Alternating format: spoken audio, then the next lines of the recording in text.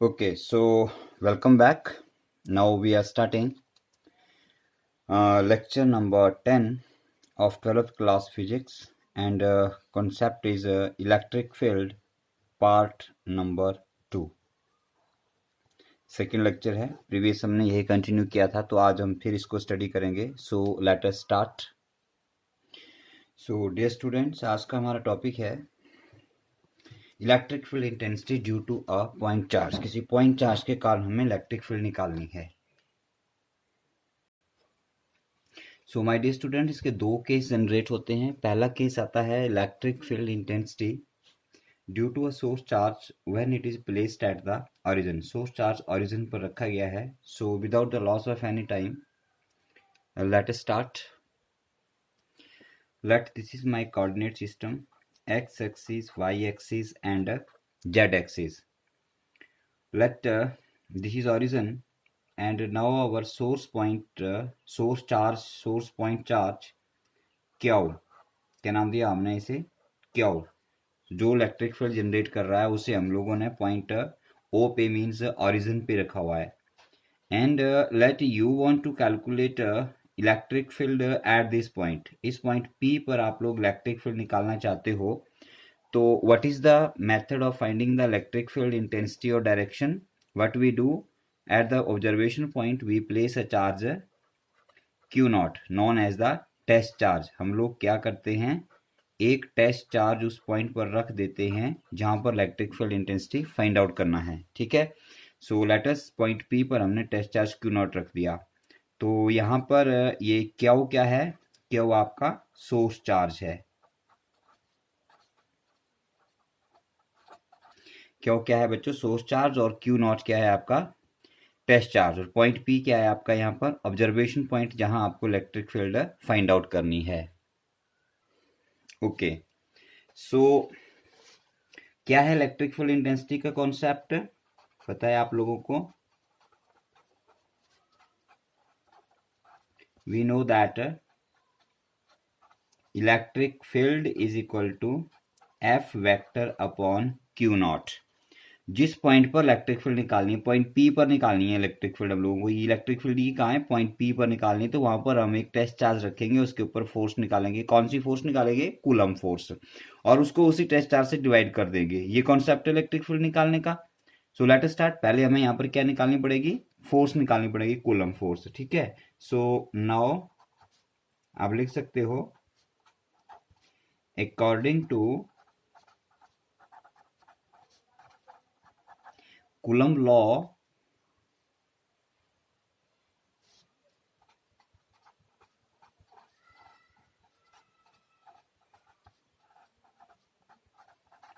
force experienced by Q naught due to Q at point P is क्या हो जाएगी बच्चों? देखो बहुत ही आसान है.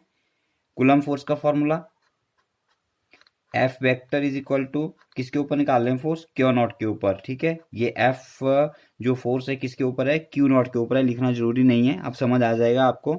Is equal to 1 upon 4 pi epsilon naught into product of the charges. क्या है? दो charge Q naught and Q into unit vector. Direction of the force होती है, हम लोग यहाँ पे R vector, R unit vector लेते हैं जो डायरेक्शन ऑफ फोर्स होती है. ठीक है. डिवाइड बाय सेम वेक्टर जो यूनिट वेक्टर लिया है उसी वेक्टर के मैग्नीट्यूड का स्क्वायर. ये कूलम लॉ है. ठीक है. और ये भी लिख देते हैं आप लोग कई बार, 1 upon 4 pi epsilon naught Q naught Q. अगर ऊपर आप लोग आर वेक्टर कर देते हो तो नीचे आर वेक्टर के मैग्नीट्यूड का क्यूब हो जाता है. सबको पता है क्यों हो जाता है? क्योंकि आपको पता है unit vector divided by its magnitude होता है. ठीक है. Unit vector divide bye its magnitude होता है. तो ये थोड़ा वीडियो कट होगा तो देख लेना इसको, कुछ नहीं लिखा हमने. 1 upon 4 pi epsilon naught Q naught Q R unit vector upon square of the magnitude of R vector. और नीचे हमने आर यूनिट वेक्टर को वेक्टर अपॉन इट्स मैग्नीट्यूड से रिप्लेस किया तो क्यूब हो गया. तो ये तो आ गई बच्चों फोर्स किसके ऊपर, टेस्ट चार्ज क्यू नॉट के ऊपर। निकालनी क्या हम लोगों को निकालनी electric field. So therefore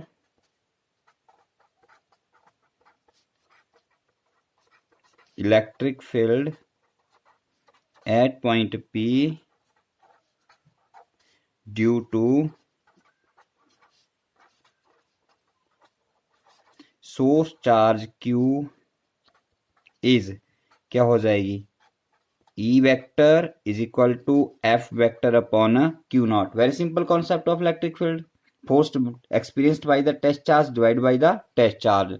So we simply do it here is equal to put the value of F naught, निकाल चुके आप लोग यहाँ पे, क्या है 1/4πε0 Q नॉट Q अपॉन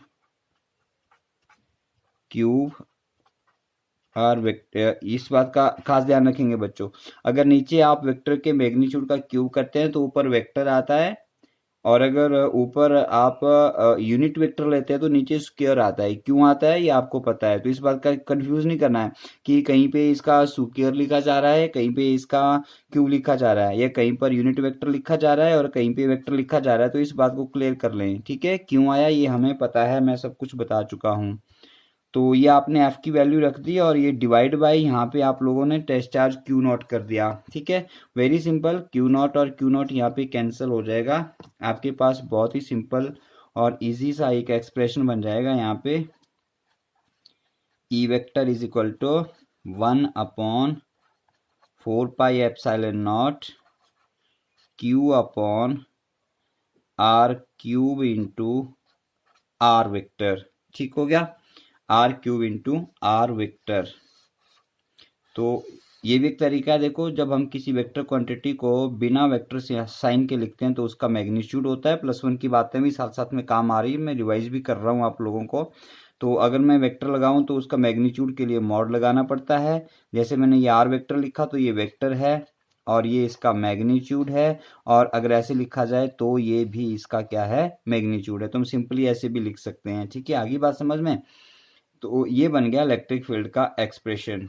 और आप ये भी बोल सकते हो E vector is equal to 1/4πε0 Q R unit vector. मैंने ऊपर क्या कर दिया, अब आर यूनिट वेक्टर कर दिया है, तो नीचे क्या हो जाएगा बच्चों, बोलो आर स्क्वायर हो जाएगा। तो ये दो एक्सप्रेशन हो गए यहाँ पे इलेक्ट्रिक फील्ड के, ठीक है, बहुत इंपॉर्टेंट हैं, these are very very important. यहाँ से कुछ कंक्लूजन बताऊंगा आपको कि किसी भी पॉइंट पर जब सोर्स चार्ज के कारण इलेक्ट्रिक फील्ड निकाली जाती है तो उसके फॉर्मूले में टेस्ट चार्ज कहीं नहीं आता, उसके फॉर्मूले में सिर्फ एक कांस्टेंट आ रहा है 1/4πε0, जो मीडियम की प्रेजेंस को है उसकी इंपॉर्टेंस को दिखा रहा है कि अलग अलग मीडियम में इलेक्ट्रिक फील्ड अलग अलग होगी, ठीक है, वो परमिटिविटी पे डिपेंड करेगा। नेक्स्ट उसमें आ रहा है क्यू सोर्स चार्ज, क्यू क्या आ रहा है, सोर्स चार्ज, इसका मतलब electric field directly proportional to source charge होती है, electric field directly proportional to source charge होती है। सोर्स चार्ज जितना ज्यादा होगा इलेक्ट्रिक फील्ड उतनी ही ज्यादा होगी। ये मैग्नीट्यूड में ले लिया मैंने यहाँ से, देखो जब आप इस एक्सप्रेशन को मैग्नीट्यूड में लिखोगे तो ये बन जाएगा, देखो ये E is equal to 1/4πε0 Q upon R square हो गया भाई, मैग्नीट्यूड में ये हो गया, ये यहां से बना लो या यहां से बना लो, एक ही बनेगा, हरी बात समझ में। क्योंकि आर यूनिट वेक्टर का मैग्नीट्यूड 1 होता है तो 1 हम यहाँ लिखेंगे नहीं, तो ये मैग्नीट्यूड में आ गया। अब हम यहाँ से कुछ रिजल्ट ड्रॉ करें तो ई प्रोपोर्शनल टू सोर्स चार्ज हो गया, और साथ में ई प्रोपोर्शनल टू 1/r स्क्वायर हो गया। मतलब इलेक्ट्रिक फील्ड पॉइंट पर पॉइंट के डिस्टेंस के इनवर्सली स्क्वायर होती है।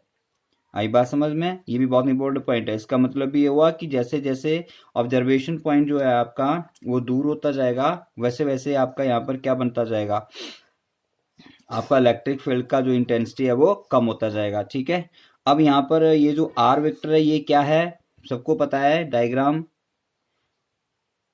कंप्लीट हो जानी चाहिए, मैंने शुरू में नहीं बनाई थी जानबूझकर कि शायद आपको समझ आ जाए, नहीं समझ आई तो आप पूरा कर लीजिए इसको। देखिए ये है पॉइंट ओ, ये है पॉइंट पी, और ये है आपकी डायरेक्शन एफ वेक्टर की।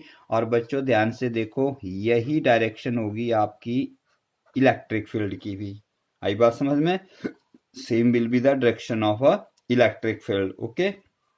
सो ये जो वेक्टर है ये आपका OP जो है यहाँ पे, ये देखो R वेक्टर की बात करेंगे तो ये OP होगा, ठीक है, और R यूनिट वेक्टर इसी की एक डायरेक्शन होगी। तो ये आपका पहला टॉपिक कंप्लीट हो गया। अब हम लेते हैं इसका second topic. So let us start here now. Second case है बेटा, when source charge Q is placed away from the origin. अब सोर्स चार्ज ऑरिजन पे नहीं रखा होगा, ये मेरी एक्स एक्सिस, वाई एक्सिस और जेड एक्सिस है, कोऑर्डिनेट सिस्टम है। अब मान लीजिए आपका सोर्स चार्ज यहाँ पर अवे फ्रॉम द ऑरिजन रखा गया है, पॉजिटिव है हमारे पास चार्ज। ये आपने source charge plus Q charge point A पर रख दिया। क्यू चार्ज है और ये क्या है, पॉइंट है, भी ध्यान रखना है इसको, ठीक है। क्यू इज द चार्ज, कौन सा, सोर्स चार्ज है, बताने की जरूरत नहीं है, बार बार हम इसको यूज कर रहे हैं। ये आपका सोर्स चार्ज हो गया और ए पॉइंट पर रखा गया है। और लेटर से आप यहाँ, ये पॉइंट पी है जहां पर आप इलेक्ट्रिक फील्ड निकालना चाहते हो, तो ये आपके पास पॉइंट पी पर हम लोगों ने एक टेस्ट चार्ज क्यू नॉट रख दिया, ठीक है। सो वेरी सिंपल, हम लोग क्या करेंगे, हम लोग यहाँ पे अपना बेसिक कॉन्सेप्ट लगाना शुरू करेंगे। यहाँ पर इलेक्ट्रिक फील्ड निकालनी है। इलेक्ट्रिक फील्ड के लिए बेसिक कॉन्सेप्ट जैसा पिछले क्वेश्चन में लिखा, लिख लेंगे आप लोग। इलेक्ट्रिक फील्ड होती है F vector upon Q not. जिस पॉइंट पर निकालना है, जिस पॉइंट पर आपको इलेक्ट्रिक फील्ड निकालनी है, उस पॉइंट पर टेस्ट चार्ज रख दिया, उसके ऊपर फोर्स निकालनी है, कूलम फोर्स, ठीक है। अब कूलम फोर्स निकालनी है बच्चों, तो बहुत ही आसान है। देखो कूलम फोर्स का फॉर्मूला सबको पता है, ये हो जाएगी आपकी force on charge Q naught, जैसे पिछले क्वेश्चन में किया। This is F vector is the, ये जो एफ वेक्टर है ये क्या है आपकी, this is force on Q naught due to Q, capital Q, that is source charge.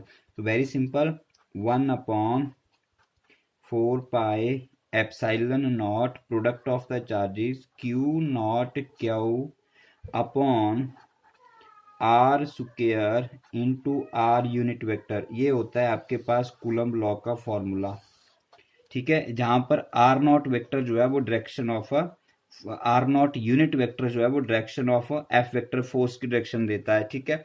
तो अब हम यहाँ से फोर्स की डायरेक्शन फाइंड आउट करते हैं। देखो बहुत आसान है। फोर्स की डायरेक्शन कैसे होती है, फोर्स जो है that is along the line joining, along the line joining. हम ए और पी के बीच की फोर्स निकालनी है, तो हम ए और पी को आपस में ज्वाइन कर देंगे, ठीक हो गया। तो ए और पी की ये होगी लाइन ज्वाइनिंग। इसको हमने थोड़ा आगे एक्सटेंड कर दिया, तो बच्चों ये आपकी डायरेक्शन ऑफ एफ वेक्टर होगी। सेंट्रल फोर्स होती है along the line joining the centre of the two charges, इसके लॉन्ग फोर्स एक्ट करेगी, तो ये हो जाएगी आपकी direction of R vector, unit vector, कहाँ, ए से पी की तरफ। तो आप ये बोल सकते हो यहाँ पे कि आपका R unit vector is, R unit vector is from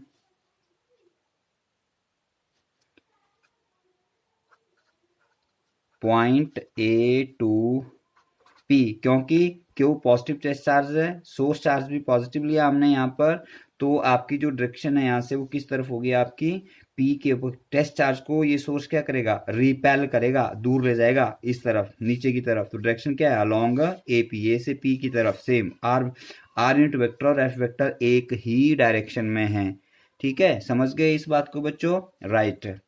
और आप एक बात और कर सकते हो यहाँ पे आप, और अब आप यहाँ पर आर वेक्टर को हम लोग यहाँ पर ए पी वेक्टर बना लेते हैं। आर वेक्टर को आप लोग क्या बना लेते हो, ए पी वेक्टर बना लेते हो, A P vector from A to P. अब हमने इसको एक नया नाम दे दिया आर वेक्टर को ए पी, क्योंकि अब ऑरिजिन से रिलेटेड नहीं है तो हमने नाम दे दिया ए पी। कहीं पर आपने इसे Q1 Q2 वेक्टर वगैरह R1 2 कुछ ऐसे लिखा है, तो अब ए पी मतलब फ्रॉम ए टू पी हो गया। ये वेक्टर ए से पी लेना है या पी से ए लेना है, ये डिसाइड करेगी F.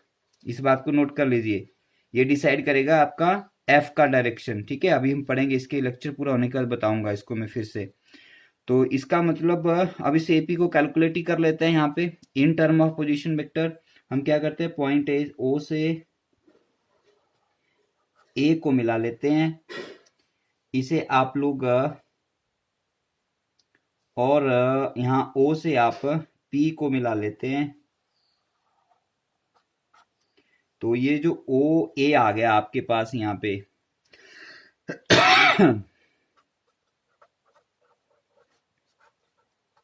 From figure O A vector plus A P vector, figure भी देखिए और यहाँ पे भी देखिए क्या लिखा जा रहा है, is equal to O P vector. कौन सा लॉ है बच्चों? नीचे कमेंट सेक्शन में आंसर लिखना है आप लोगों ने इसका। Which law we are using here, कौन सा लॉ यूज करके हमने ये लिखा, +1 क्लास में पढ़ा है, बार बार पढ़ाया मैंने आप लोगों को और आज इसका हम यूज कर रहे हैं। तो नीचे आप इसका आंसर लिखेंगे कौन सा लॉ हमने यूज किया, और अभी +2 क्लास में भी पढ़ चुके हैं हम लोग इसको कूलम लॉ वगैरह में।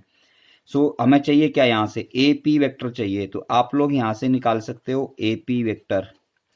ए पी वेक्टर कितना निकल गया बच्चों? ये निकल गया आपका O P vector minus O A vector, O P vector minus O A vector. तो इसको मैं नया नाम दे देता हूँ यहाँ पे। ओ पी वेक्टर को हम लोग source sorry O P vector test charge का पोजीशन वेक्टर हो गया,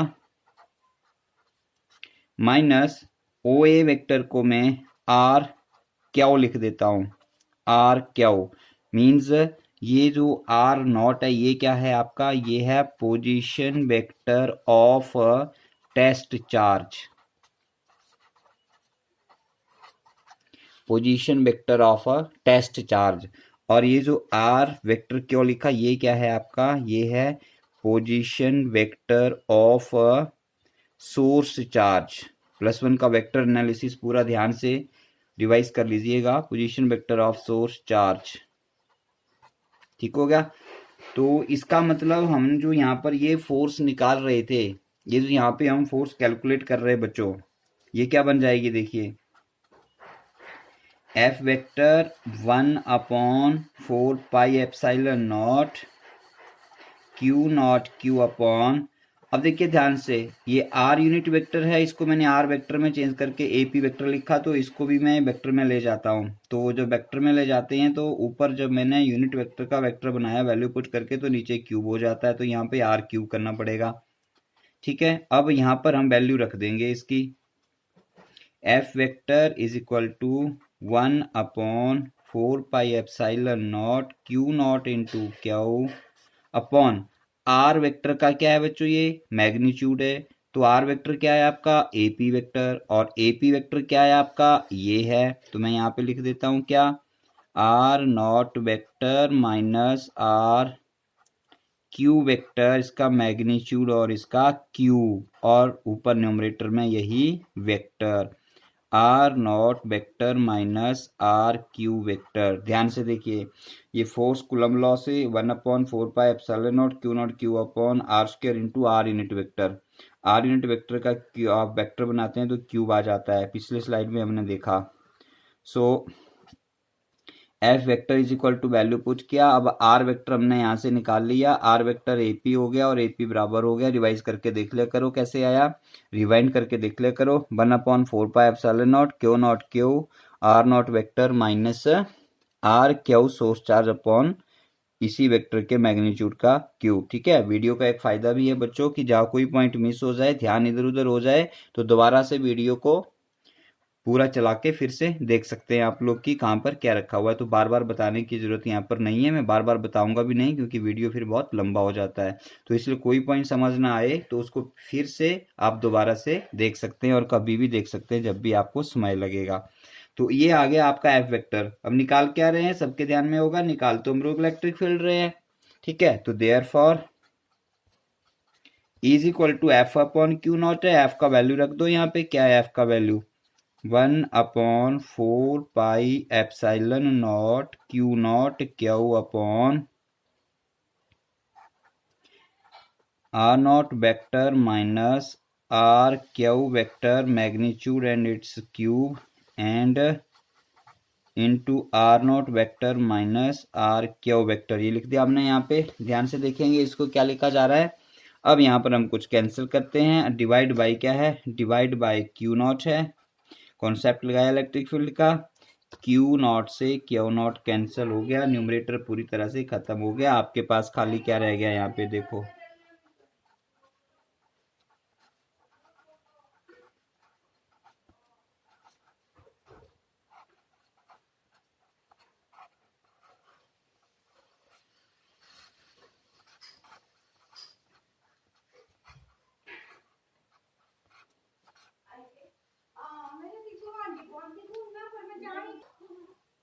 सो डियर स्टूडेंट्स, ये हो गया आपका इलेक्ट्रिक फील्ड का फॉर्मूला.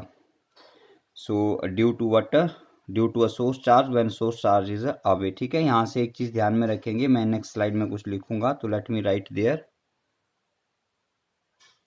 सो ये है इलेक्ट्रिक फील्ड का फॉर्मूला. तो इसे आप थोड़ा सा लर्न कैसे करेंगे, कॉन्सेप्ट क्या बनाएंगे, यहाँ से देखिए. जैसे electric field E is equal to 1/4πε0 into source charge. Into क्या हुआ है, क्या का मतलब ये क्या है, इंटू सोर्स चार्ज. ठीक हो गया. इंटू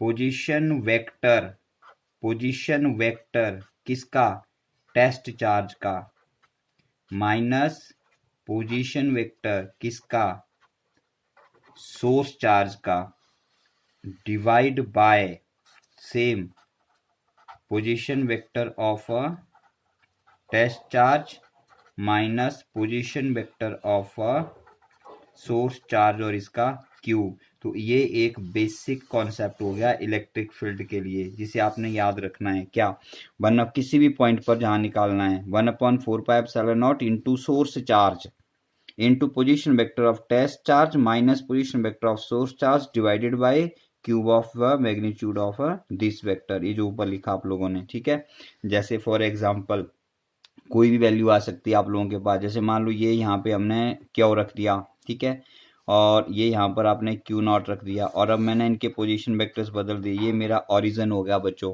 तो जैसे मान लो इसका पोजीशन वेक्टर हमने आर वेक्टर ले लिया और इसका हमने आर नॉट ले लिया, तो सिंपली इलेक्ट्रिक फील्ड क्या हो जाएगी पॉइंट पी के ऊपर. आप क्या लिखेंगे, E vector is equal to 1/4πε0 into source charge into क्या हो, into position vector of test charge क्या है, R naught, minus position vector of source charge क्या है, आर वेक्टर, डिवाइड बाय जो ऊपर वेक्टर्स आया उसी के मैग्नीट्यूड का क्यूब. तो इस बात पे नहीं जाना है आप लोगों ने कि यहाँ आर होगा कि आर नॉट होगा, R1 होगा, R2 होगा या R3 होगा या R4 होगा. आपने कॉन्सेप्ट को याद करना है, आपने बेसिक फॉर्मूले को याद करना है कि क्या होता है. जैसे मान लो इसको मैं R1 बोल देता हूँ और इसको मैं R2 बोल देता हूँ, तो यहाँ क्या हो जाएगा देखो. और सोर्स चार्ज को मान लो मैंने Q3 बोल दिया, Q3 सोर्स चार्ज हो गया मेरा, तो क्या हो जाएगी इलेक्ट्रिक फील्ड, देखो सेम इलेक्ट्रिक फील्ड हो जाएगी 1/4πε इंटू सोर्स चार्ज क्या है अब आपका Q3 into position vector of a test charge का पोजीशन वेक्टर क्या है R2 minus position vector of source charge कितना है R1 डिवाइड बाय इसी का क्यू. चलो फास्ट लिख रहा हूं, ध्यान रखेंगे इसका क्यू. ठीक है, तो इस तरह से ये आपने इलेक्ट्रिक फील्ड निकालने का फॉर्मूला यहाँ पर सीख लिया. अब थोड़ी सी बात कर लेते हैं इसकी डायरेक्शन की. डायरेक्शन ऑफ इलेक्ट्रिक फील्ड ध्यान से पहले भी पढ़ा है हम लोगों ने. So direction of electric field, electric field की डायरेक्शन वो ले जाती है जो आपके पॉजिटिव टेस्ट चार्ज की डायरेक्शन होती है. पढ़ चुके हम लोग पहले, इसको याद है ना बच्चों.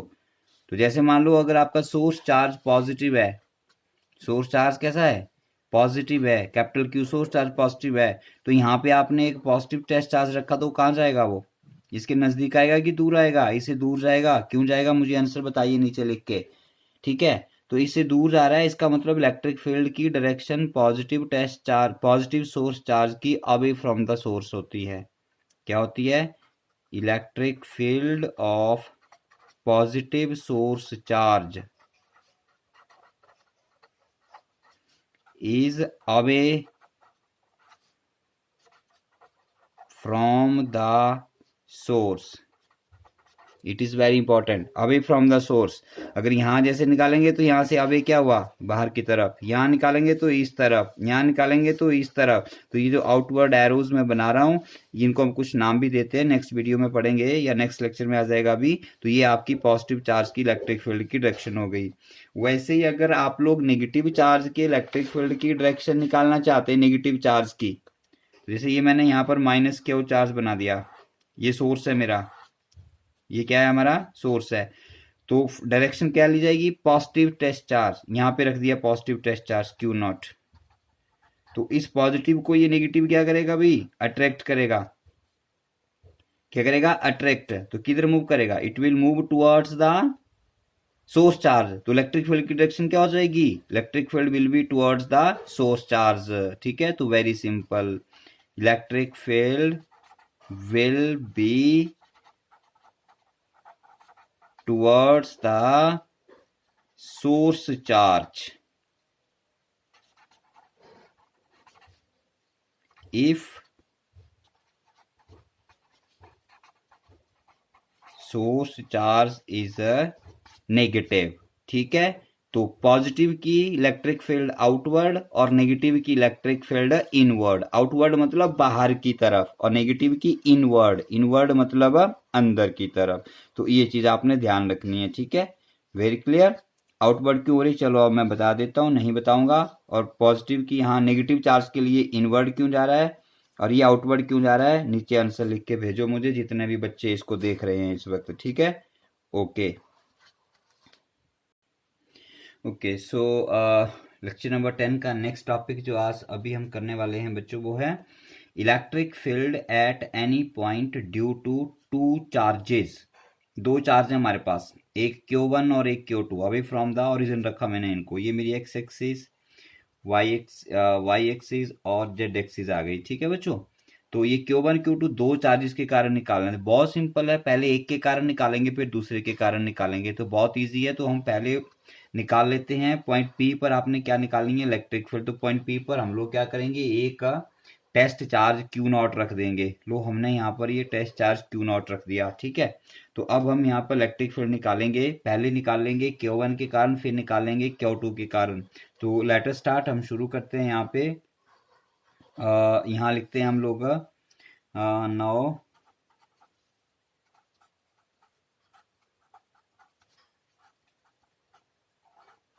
Electric field at point P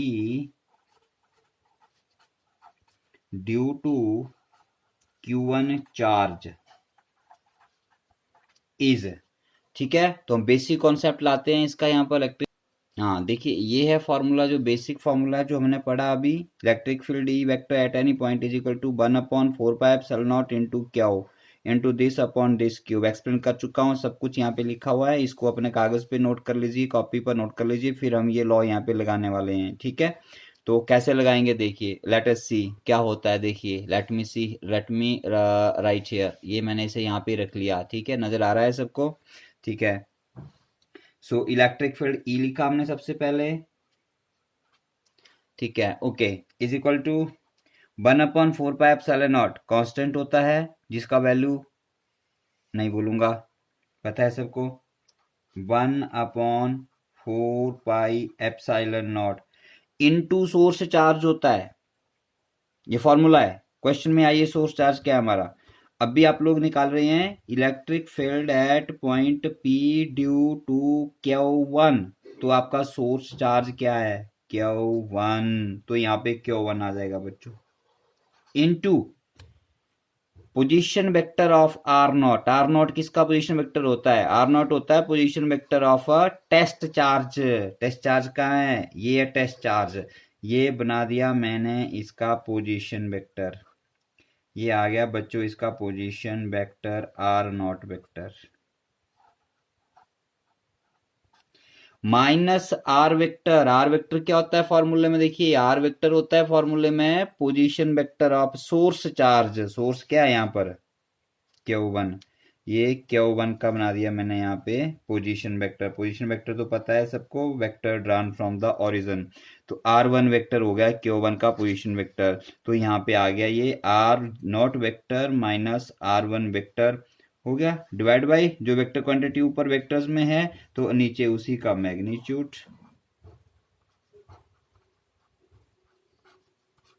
और उसका क्यूब। ये आ गया इक्वेशन नंबर 1। ठीक है, तो इस फॉर्मूले को याद कर लो, नेक्स्ट में फिर यूज होगा। तो लेट स्टार्ट अगेन। तो ये होगी electric field due to charge Q1। इसको मैं E1 वेक्टर का नाम दे देता हूं। यहाँ पे क्या नाम दे दिया बच्चों, इसको मैंने E1 का इक्वेशन 1। अब इसी तरह से हम निकाल लेते हैं दूसरे चार्ज के कारण electric field. Similarly, electric field at point P due to Q2 charge. अब दूसरे के कारण निकालनी है। देखो सेम वही फॉर्मूला, कॉन्सेप्ट लगाइए। ई वेक्टर, E2 वेक्टर नाम दे दिया इसको मैंने, is equal to 1/4πε0 into source charge. Source charge क्या हो गया, आप किसके कारण निकाल रहे हैं, Q2 के कारण, तो सोर्स चार्ज ये होगा Q2 into Q2 into position vector of test charge. Test charge तो वहीं पर है आपका, तो R0 vector minus position vector of source charge, ये है सोर्स अब आपका, तो इसका जो पोजीशन वेक्टर है वो मैं यहाँ पे R2 वेक्टर ले लेता हूं, तो ये R2 vector whole divide by जो ऊपर है उसी का मैग्नीट्यूड का क्यूब। ये इक्वेशन नंबर 2 बोल लो, ठीक है। ये E1 वेक्टर और ये E2 वेक्टर, ठीक है। डायरेक्शन की बात भी करेंगे बाद में, लेकिन अब टोटल इलेक्ट्रिक फील्ड निकालनी है दोनों के कारण। अभी तो इंडिविजुअल निकाली हमने, E1 निकाली Q1 के कारण, E2 निकाली Q2 के कारण। So now we will calculate total electric field. Therefore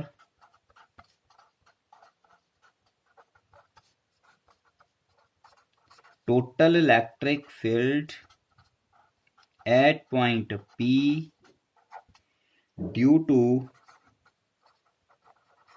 Q1 and Q2 is very simple. E vector vector sum E1 vector plus E2 vector, क्योंकि दोनों वेक्टर क्वांटिटी है, दोनों का इफेक्ट निकाल लेंगे। इसे सुपरपोजिशन प्रिंसिपल भी कहते हैं, अभी आने वाला है इसके बाद, ठीक है। तो यहां तक हो गया। ये is equal to value substitute कर दो E1 की और E2 की, मैं लिख लेता हूं यहाँ पे। सो डियर E1 का वैल्यू ये लिख दिया हमने इक्वेशन 1 से, और ये E2 का वैल्यू लिख दिया यहाँ पे, ठीक है।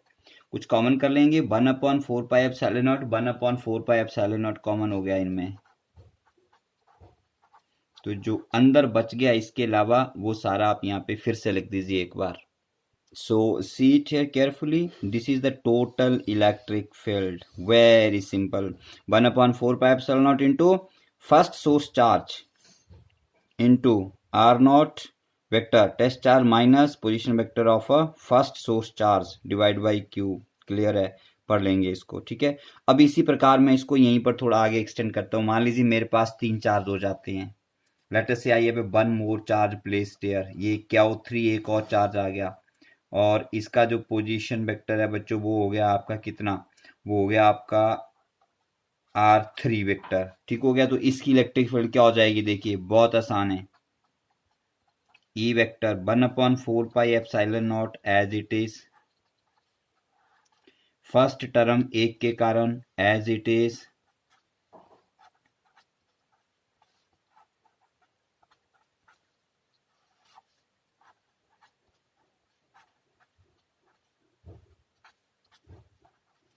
Plus second charge as it is Q2 into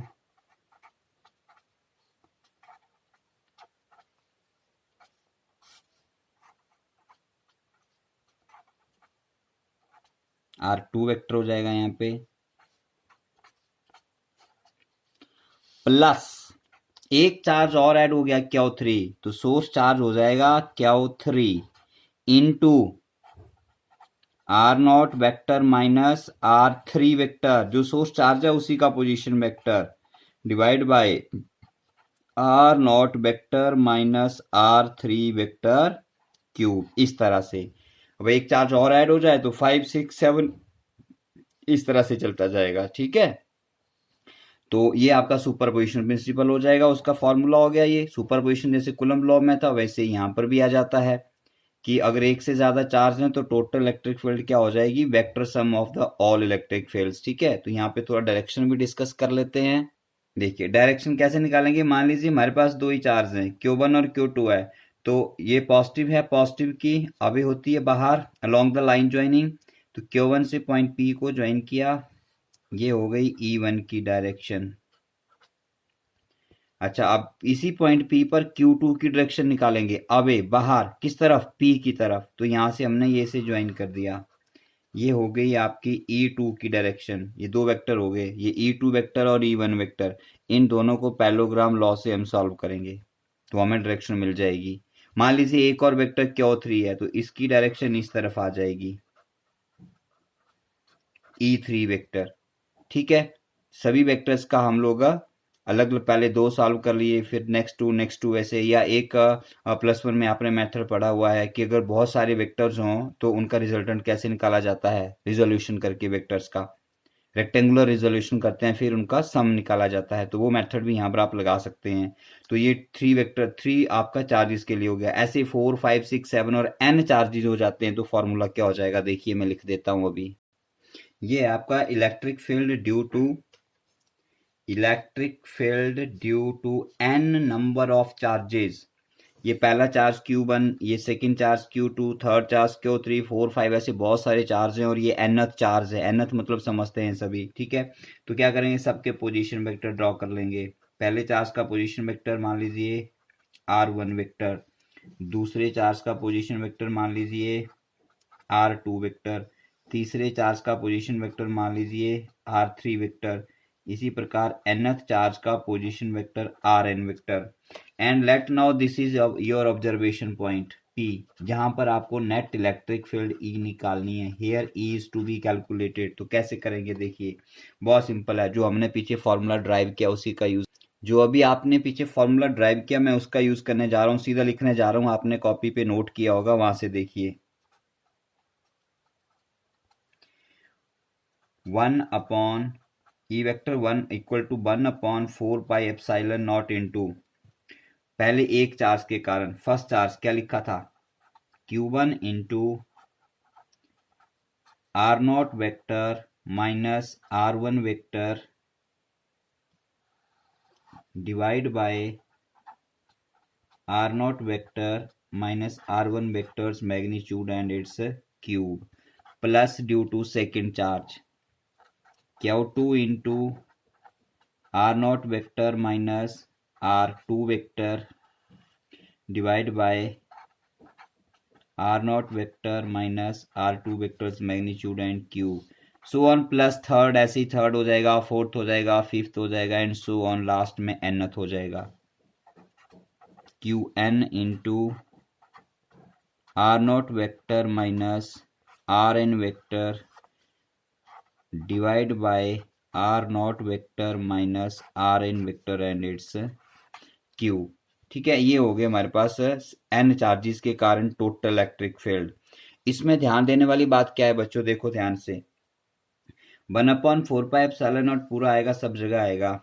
अलग अलग टर्म्स हैं, first term, second term, third, fourth, fifth, जितने चार्ज होंगे उतनी हमारे पास टर्म आएगी। सभी टर्म्स में position vector of test charge जो है वो चेंज नहीं होने वाला, ये देखो, क्योंकि जहां इलेक्ट्रिक फील्ड निकालनी है वो पॉइंट आपका फिक्स रहेगा, तो वो आपका R0 वेक्टर ही रहेगा।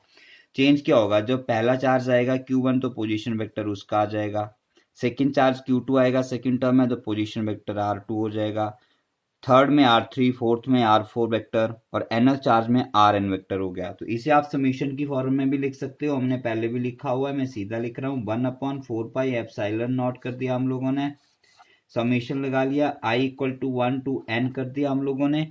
I जो टर्म सेम रहती है उसको वही लिखना है, जो 1 2 3 4 होती जा रही है उसको I से रिप्लेस कर देना है और एक ही बार में लिख देना है। सब में से एक ही टर्म लिखनी है, 1 2 3 4 5 जितने भी टर्म्स हैं सबकी एक ही टर्म लिखनी है। ठीक है, तो ये पहली टर्म देखो, फर्स्ट टर्म से लेते हैं, हम लिखते हैं यहाँ पे क्या हो।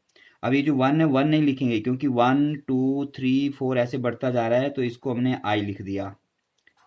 इंटू R0 है, यहाँ भी R0, यहाँ भी R0, यहाँ भी R0, कहीं भी चेंज नहीं होता तो इसको R0 ही रहने देंगे। माइनस R वेक्टर है लेकिन यहाँ पर क्या है 1, सेकंड टर्म में 2 हो गया, थर्ड में 3 हो गया, तो यहाँ पे I आ जाएगा। जो चेंजिंग क्वांटिटी होती है ना टर्म, हर टर्म में जो क्वांटिटी चेंज हो रही इंक्रीज हो रही उसको I से रिप्लेस कर देते हैं। सो I इक्वल टू 1 कहाँ तक जाएगा, n तक जाएगा, होल डिवाइड बाई सेम वही आ जाएगा, R0 vector minus RI vector magnitude and its cube. तो ये आपका इलेक्ट्रिक फील्ड का एक्सप्रेशन हो गया due to large number of charges, और ये सुपरपोजिशन प्रिंसिपल का डेरिवेशन भी है। अब डेफिनेशन आपको क्लियर होगी मैं यहाँ पे लिख देता हूँ। So this is the definition of a principle of a superposition. क्या है? According to this law, total electric field intensity at any point due to group of charges, बहुत सारे चार्जेस हैं, is equal to किसके बराबर होती है? Vector sum of all the electric field intensities produced at that point due to all other charges individually. मतलब बहुत सारे चार्जेस हैं, 1 2 3 4 5 6 7 8, बहुत इन्फिनाइट नंबर ऑफ चार्जेस हैं, 1 2 3 4 भी हो सकते हैं। और यहाँ पर आपने इलेक्ट्रिक फील्ड निकालनी है तो यहाँ पर आपने टेस्ट चार्ज क्यू नॉट रख दिया। एक एक चार्ज यहाँ पर कितनी इलेक्ट्रिक फील्ड प्रोड्यूस करेगा, वेक्टर की फॉर्म में निकाली जाएगी और उन सब का फिर वेक्टर सम किया जाएगा, वो टोटल इलेक्ट्रिक फील्ड हो जाएगी उस पॉइंट के ऊपर। तो वो आपका according to principle of superposition principle होता है। ठीक है, according to principle of a superposition of electric field intensity. So ये लॉ बहुत काम आएगा, कुछ न्यूमेरिकल्स भी करेंगे हम इसके। So that's all for the day. आज का लेक्चर आपका 40 मिनट्स का हो गया, काफ़ी लंबा लेक्चर है। So you can do it. इसको आप आराम से कीजिए और एक बार फिर देख सकते हैं। सो रिटर्न वर्क आज बहुत कम होगा, लेकिन इसको ध्यान से देखिए। और नोट्स भी आपको वीडियो में से ही बनाने हैं, या आपके पास कोई बुक है तो वहाँ से लिखिए। कुछ क्वेश्चंस मैं आपको दूंगा और कुछ आपने यहीं से बनाने हैं, क्वेश्चंस भी और आंसर्स भी और नोट्स भी, जो भी आप बनाना चाहते हैं। So thank you, have a nice day.